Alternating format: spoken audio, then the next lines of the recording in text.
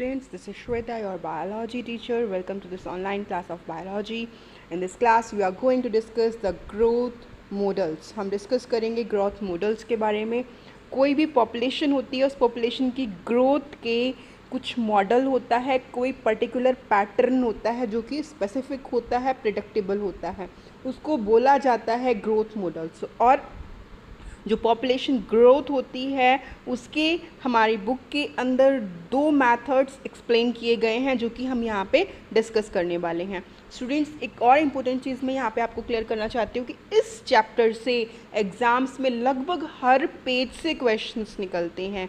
तो it is a very easy chapter. You have to clear each and every word, right. तो जो patterns हैं, दो तरह के पैटर्न्स यहाँ पे शो हो रहे हैं. One is exponential and other one is logistic, right. One is exponential. हम सबसे पहले डिस्कस करेंगे एक्सपोनेंशियल ग्रोथ. तो एक्सपोनेंशियल जो कि वर्ड ही इंडिकेट कर रहा है. एक्सपोनेंशियल का मतलब होता है कोई भी चीज़ बिना रोक टोक के अगर करी जाए. एग्जाम्पल जैसे कि आप लोग हो, है ना, आप लोगों को अगर ये कह दिया जाए कि आप लोगों की ऑनलाइन क्लास ना हो, है ना, आप लोगों को गेम खेलने के लिए दे दिया जाए, या आप लोगों को पूरा दिन टीवी के सामने बैठा दिया जाए और खाने पीने की चीज़ें सारी की सारी आपको मिलती रहेंगी, तो आप कैसा फील करोगे? You will feel a very enjoyable. बहुत मज़ा आएगा, आप लोगों को लगेगा कि हाँ, yes, it is the enjoyment of our life, है ना.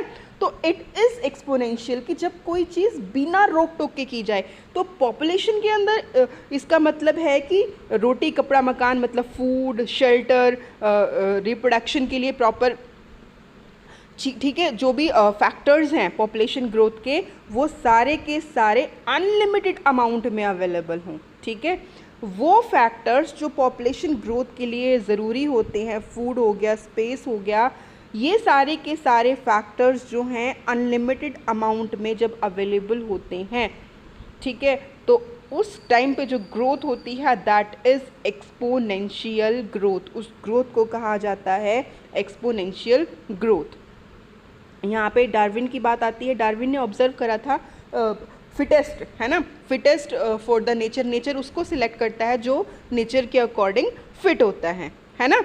तो यहाँ पे बात आ रही है एक्सपोनेंशियल ग्रोथ की या फिर ज्योमेट्रिकल फैशन की. तो आप यहाँ पे देखेंगे, यहाँ पे कुछ एक फॉर्मूलाज, यहाँ पे कुछ एक टर्म्स मेंशन है, ये आपको क्लियर होना ज़रूरी है, राइट. तो यहाँ पे आपको सॉल्व करने के लिए नहीं आएगा, ये बड़ी अच्छी बात है. सिर्फ आपको इन चीज़ों के मतलब पता होने ज़रूरी हैं कि एन किसको रिप्रेजेंट करता है. एन जो रिप्रेजेंट करता है नेटिलिटी यानी कि बर्थ रेट को रिप्रेजेंट करता है ना, और बी जो रिप्रेजेंट करता है, डी जो ये एन जो रिप्रेजेंट करता है वो डेथ रेट को रिप्रेजेंट करता है ना. यहाँ पे D N upon D T is equal to B minus D into N.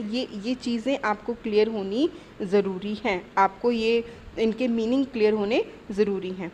यहाँ पे जो आर है, R intrinsic rate of natural increase को रिप्रेजेंट करता है कि जो नेचुरल इंक्रीज़ का जो रेट है वो क्या है, वो कितना इम्पोर्टेंट है, वो किस तरह से बायोटिक और एबायोटिक फैक्टर्स उस ग्रोथ को किस तरह से अफेक्ट कर रहे हैं, राइट.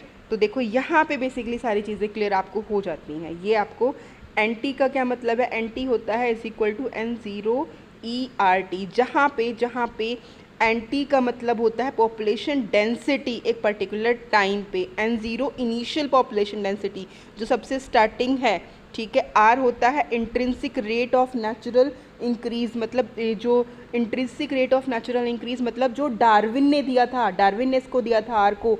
डार्विन फिटनेस इसको कहेंगे कि नेचर उसको सिलेक्ट करता है जो नेचर के अकॉर्डिंग फिट होता है, तो दैट इज़ आर. और ई क्या है, ई है बेस ऑफ नेचुरल लॉगरिथम्स जो कि कांस्टेंट रहता है. तो यहाँ पे आपको टेंशन की कोई बात ही नहीं है, ये जो है कांस्टेंट रहेगा, ठीक है. तो आपको क्लियर हो गया एक्सपोनेंशियल ग्रोथ, जहाँ पे सारी चीज़ें अनलिमिटेड हों, सारी चीज़ें आउट ऑफ बहुत ज़्यादा अमाउंट में हों, राइट. तो जो एक्सपोनेंशियल ग्रोथ होती है, एक्सपोनेंशियल ग्रोथ का पैटर्न जो होता है वो हमेशा ये होता है, आप देख भी रहे होंगे ग्राफ टाइम टी, ये टी है, ये पॉपुलेशन डेंसिटी है. तो टाइम के साथ साथ स्टार्टिंग में तो पॉपुलेशन कम इंक्रीज़ हो रही है, लेकिन एक पर्टिकुलर टाइम के बाद जो पॉपुलेशन है वो बहुत ज़्यादा एक्सपोनेंशियल मैनर में इंक्रीज़ हो रही है, और इस शेप को बोलेंगे जे शेप। कई बार पूछ लिया जाता है एक्सपोनेंशियल जो पैटर्न होता है ग्रोथ का, उसमें शेप कौन सी होती है, तो उसमें जे शेप होती है, ये जे शेप है, राइट। और यहाँ पे फॉर्मूला क्या है, dn/dt is equal to rn, ये आपको लर्न करना है, राइट। उसके बाद जो हमारा दूसरा पैटर्न है हमारा लॉजिस्टिक ग्रोथ। कौन सा है, लॉजिस्टिक ग्रोथ, लॉजिकल जो है, ठीक है। अब आप पूरे दिन गेम खेलते रहो, ठीक है, खाना भी आपको मिलता रहे, आप पढ़ाई भी ना करो, आपको लगता है ये चीज़ पॉसिबल है? घर में तो मुझे लगता है कि एक रिमोट के लिए भी बहुत ज़्यादा लड़ाई होती है ब्रदर सिस्टर्स की, रिमोट भी प्रॉपर टाइम पे नहीं मिल पाता है, कभी कभी तो ऐसा होता है कि दोनों को चाटे लग जाते हैं और रिमोट भी नहीं मिलता, होता है ना ऐसा। तो वैसे ही पॉपुलेशन के मामले में भी है ना, जो ग्रोथ कर्व है एक्चुअली में जो लॉजिकल है वो ये लॉजिस्टिक ग्रोथ कर्व है, ना कि एक्सपोनेंशियल। कई बार एग्जाम में क्वेश्चन भी पूछ लिया जाता है कि कौन सा कर्व रियलिस्टिक होता है या लॉजिकल होता है, तो लॉजिस्टिक कर्व जो होता है ये रियलिस्टिक होता है, लॉजिकल होता है। यहाँ पे क्या होता है, यहाँ पे अनलिमिटेड रिसोर्सेज होते हैं, ठीक है, लिमिटेड नहीं होते। आप सबको पता है फूड शेल्टर लिमिटेड अमाउंट में है, हमारी अर्थ पे अनलिमिटेड कुछ नहीं है, हर चीज़ लिमिटेड अमाउंट में है। तो सर्वाइव वही करेगा जो नेचर के अकॉर्डिंग फिट है, ठीक है, जो इन कंडीशंस में रिप्रोड्यूस कर पाता है वो ही सर्वाइव कर पाएगा। यहाँ पे एक और इम्पोर्टेंट चीज़ दी हुई है, वो है कैरिंग कैपेसिटी। नेचर की कैरिंग कैपेसिटी जितनी होती है, नेचर उतना ही अलाउंस करता है स्पीशीज़ को। कैरिंग कैपेसिटी, सपोज़ कि एक चेयर है तो एक चेयर पे एक ही इंसान बैठ सकता है, वो उसकी कैरिंग कैपेसिटी हो गई, ठीक है। सोफ़ा है, सोफ़े पे 3 सीटर, 5 सीटर, 7 सीटर, ठीक है। कोई बाइक हो गई, बाइक पे कितने लोग बैठ सकते हैं, 2-3। वैसे तो बहुत सारे बच्चे ऐसे भी होंगे जो मेरी बात सुन के सोच रहे होंगे नहीं हम तो बाइक पे 4 भी बैठ सकते हैं, 5 भी बैठ सकते हैं। यस, आप बैठ सकते हो, लेकिन उसकी जो कैरिंग कैपेसिटी होती है वो 2 या 3 की होती है ना। ऐसे तो आप कितने भी ढूंस लो उसके अंदर। कार है, कार के अंदर 4, 5, 6, 7, है ना, इतनी अलग अलग कार्स होती हैं, अलग अलग कार्स की इतनी कैपेसिटी होती है। ऐसे तो आप उसके अंदर कितना भी कर सकते हो, 50 सीटर बस के अंदर आप 80 भी बैठ सकते हो, है ना। लेकिन जो एग्जैक्ट कैरी करने की कैपेसिटी होती है उसको कैरिंग कैपेसिटी बोलते हैं। और हमारे नेचर की भी एक कैरिंग कैपेसिटी होती है। हमारा नेचर कुछ स्पीशीज़ को ही अलाउ करता है सर्वाइवल के लिए एक पर्टिकुलर जगह पे, उसको बोला जाता है कैरिंग कैपेसिटी। एक पर्टिकुलर हैबिटेट में पर्टिकुलर स्पीशीज़ पर्टिकुलर कंडीशंस के अंदर सर्वाइव करती हैं, उसको बोला जाता है कैरिंग कैपेसिटी, राइट। तो यहाँ पे आपको दोनों के दोनों कर्व्स क्लियर हो गए होंगे। First curve is exponential curve and other curve is logistic curve. यहाँ पे ये जो आता है वर्श हॉल पर लॉजिस्टिक ग्रोथ के नाम से भी कई बार एग्ज़ाम में आ जाता है, तो ये भी आपको लर्न करना ज़रूरी है, राइट।